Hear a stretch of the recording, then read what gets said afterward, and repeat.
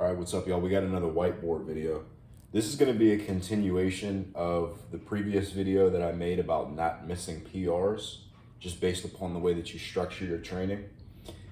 With training people, just in person and online, you use certain principles regardless of their experience level, right? So regardless if I'm telling someone that they're using RPE or not, they are in fact using rate of perceived exertion, just in the way that I tell them to do things. This is going to be a guide for those people that know that they want to use these principles and understand them, but are just intimidated by, I guess you could say, like RPE, 9, 8, all the fucking gigabrain numbers. For you to understand a principle and then use it to apply it in terms of it being a method, you need to just be able to implement them simply. So I'm just going to explain these different principles that go from A to B to C, and then how you would use them after you understand them, and then you can start implementing them more precisely. Now, just first and foremost, being that you are new to something, that does not excuse your ability to have, or the requirement of having these skills and being able to demonstrate these abilities. So first is objectivity. Are you an objective person? If you're not an objective person that can be honest with themselves about, did I actually do a hard set? None of this is going to matter. There's something that you need to keep in mind with this. There's I forget who said this, and it was specifically relating to implementing RPE, but just the same way that you don't expect a child to be able to walk properly on their own the first time they try to walk, you can't expect to hold yourself to the standard that you're going to perfectly implement RPE the first time you try it. You're going to fuck it up. You're going to either overshoot or undershoot, but then you have something, a frame of reference to go on, experimentation to where you can try to do things a little bit differently, and you can get more in line with what a light or heavy set should be. So you need to be objective to do that though. You need to say, okay, I fucked up. Okay, I did good. Okay, here's how I can adjust. Once you know what a hard set feels like, by the end of this, you'll be able to implement these for variations, main movements, and accessories, but we'll get to that in a second. You need to be willing to test your limits. Do I know what a hard set feels like? Yet again, you have to be willing to just push your limits. Try to see what you're capable of. All that you need to know, and this comes with the mental acuity piece, you need to know what that hard set feels like so that you can use that feeling as a frame of reference to just adjust everything else. Bodybuilders, golden age bodybuilders, they understood a lot of the things that we know, just to put a phrase to the terminology, I guess you could say. They understood these things just by doing. They didn't call it RPE or RPE, whatever galaxy brain term you want to use. But when you look at their training logs and the way that they describe their training, if you know what these things are, you see that they use them in their own training. It's just something that we put terminology to. All that out the way, those are the skills that you need. So if you're not an objective person, you're not someone that wants to learn, that wants to listen to your body, you're never going to understand these principles and you're never going to go anywhere. And thus, just following some template that you try to pay somebody for is not going to give you any value because you don't know what you're doing still. You need to know what you're doing. That's the whole premise of my channel. So RPE. So very simple. Old school bodybuilders described RPE in such a way that they said you shouldn't try to repeat multiple sets with a weight that you can't handle for multiple sets. So you're not going to try to do an 8 rep max for 4 sets across. You're just not going to be able to do that. You're going to get 8 and then like 5 and then 3 and then 1. It's just going to be terrible. You need to start off with something that you can handle for 4 sets. And then each week you're going to add weight to that. And you're going to notice that the sets are going to start to get a little bit more difficult. This is what the galaxy brain term of step loading RPE is. Each week, your rate of perceived exertion in each set is going up. You're adding those 5 pounds and it seems intuitive to you, but the sets are really just progressing in RPE. By the time you get to maybe it could be week 5 or 6, whenever the case may be, you're adding 5 pounds to each set. Suddenly that first set of 8, that's all you got. You can't do another rep past 8. That's an AMRAP, as many reps as possible. Something that you need to understand intuitively is that if you max out a set an 8-rep max, you're not going to be able to repeat another 8-rep set. So you need to subtract weight.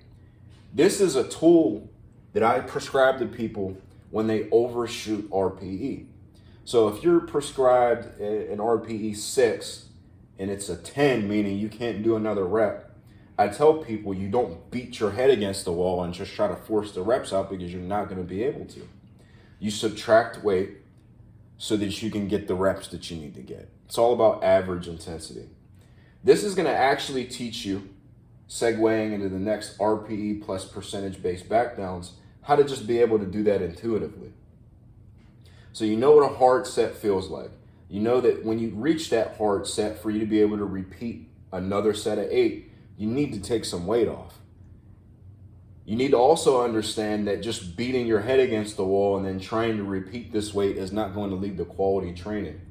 It'll feel hard and it'll feel difficult and it'll get you sore, but it's not conducive to hypertrophy or strength if you're missing reps.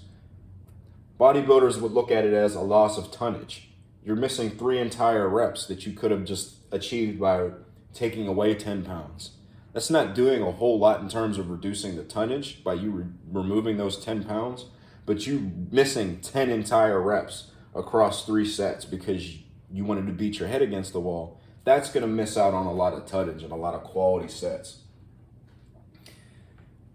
RPE plus percentage-based backdown, another gigabrain term.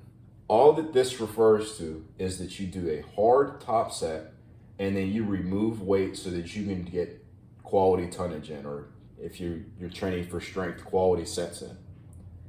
You do a top set of 8 that's hard, and you know what hard feels like because you went through this experimentation progress. That's all that this is. It's just experimentation so that you can understand things about training that you need to be aware of. You do your hard set, and it doesn't matter what percentage you reduce it by. The nuts and bolts of being a coach is being able to tell people what certain percentages will do, or even not even tell them if they don't want to know, just program it for them so that shit works. But the principle is you just remove a little bit of weight so that you can do another 3 sets of 8. The second week, you're going to do another hard set, except for you're just going to reduce a little bit more weight. This is where you create your training adaptation. So if you're removing 12% and then you go to removing 10%, you're removing less weight. You're basically just progressively overloading these back down sets. You progress that to the point where maybe week 4 or week 5 or whatever, now you're ready to do another hard set of 8. And because you've been training with these easier sets of 8, you're going to more than likely be able to do more reps with your old hard set of 8, or just do more weight. Just to break it down even more Barney style, it's kind of like how, so something that the NCOs told us in basic training for people that were just shit at push-ups. You don't want to train necessarily with the most amount of push-ups that you can do and just do that over and over again. They even broke this down for just snot brain recruits, that you want to train with a smaller amount of push-ups for more sets. It's all the same shit, guys. These are things that you need to understand with any kind of training. And it even broke down as simple as just teaching some booger brain recruits how to increase their push-up counts so they don't get their asses whooped in basic training. So you understand what hard sets feel like. You understand what light sets feel like, and you understand how to remove weight from a hard set so that you can repeat easier sets, and then how to progress that over time as well. This is something that Sam Sheether, I got the terminology from him, but it's called beating the books. Essentially, what it means is you set a baseline of whatever you do with a movement, right? Say it's 3 sets of 8. That next week, you better be adding a rep, or you better be adding some weight or another set. It doesn't matter which, but you just pick one. Here's a way that I like to combine that terminology and that principle with something that's just going to allow you to get that pump, get that bodybuilder feeling going on. Like I said, these all have different applications once you know how to use them, and we'll get into this in a second. But I like to use something that I got from Alex Bromley as well, called, I think he called it a plus set. It's just something that you intuitively do when you do AMRAPs, right? So let's just say, you're doing your hamstring curls and you're doing as many reps as you can, and you know what that feels like because you followed these experimentations and you've become acquainted with these principles. So you know what an AMRAP feels like. You know how to push yourself to the point where if you do 12, you could not do 13.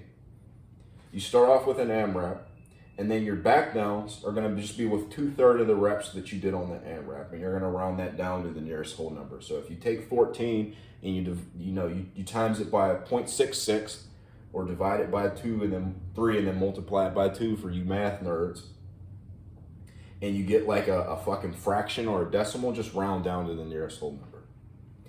That's going to be your baseline of work, right? So when you reattempt this accessory movement, you're going to beat the books on that. So you're going to do close to the same amount with the AMRAP. That's really unimportant. You want to get close to it. It's not important if you get 12 the first time and then 11 the second time. You're really just trying to beat the books on these back downs. That's one way I like to use this. So for example, if you do 12, this blue marker is fighting for his fucking life. So if you do 12, and then whatever 2/3 of 12 is, I'm terrible at math, but I think that's 8. And then you do another set of 8, right? So that's 12, 8, and 8. And then on the next time that you attempt this, so it could be next week, you do 11, and maybe you could have got that 12th right, but really you're just trying to beat the books on these back downs. So you do 9, 9, and then you're like, dude, I'm good for another set. I could do 8 again. That's beating the books. That's the super Unga Bunga style that you need to also be able to intelligently implement as well. And here's how you do it. Now, in terms of specific applications for each of these principles, like I said, they do have just, in my opinion, different best practices in terms of how you use it. So you can use pure RPE for all of this shit. There are people that do that. Johnny Candido, for example. Pure RPE prescriptions. That's really good if you're really objective. But an even blend of all of these, that could go from the objectivity to the mental acuity to just wanting to train like a caveman, like right here. Here's how I find a balance between the three. So for variations, that's when you use your RPE. Main movements, I like having a top set and then percentage-based back downs. And then for accessories, it's just most intuitive to just caveman, smash a club against a rock, unga bunga, beat the book shit. Final thoughts. Again, you want to be able to give yourself the room to fuck up, so to speak. You need to give yourself frame for reference. You can't hold yourself accountable to the extent where, okay, if this is your first time trying this, don't beat yourself up if you fucking, with your light sets, you do an 8-rep max on week 1. In fact, that's just going to allow you to have that frame of reference so that you can then apply this and then apply that. The moral of the story is you need to be able to intuitively understand these things so that you can add more precision to it. This is just an introduction to these principles so that you can understand them intuitively and then start to apply more specific RPE numbers to them. So instead of looking at it like light and then heavy at some point, you're like, okay, RPE 5, 6, 7, 8. And then you understand what these things mean because you know what an all-out set feels like. Just the same, because you understand that, you understand this, and so on. Let me know if y'all have any questions. Like I said, these are all things that I use with people if I train them in person, you know, and the way that I like to teach it, and this is one last golden tidbit, is that we don't give this shit weeks, right? So if they do a light set and they say that was hard, I'm like, okay, we're gonna rest for a little bit. You're gonna do as many reps as you can. That set of 8 turns into a set of 22. You know what I mean? So that's kind of how you personal trainers or guys that want to, you know, train people in person can kind of expedite all this. But for the recreational lifter that just wants to experiment, this is how I suggest that you do that. Like I said, let me know if y'all have any questions. Y'all be easy.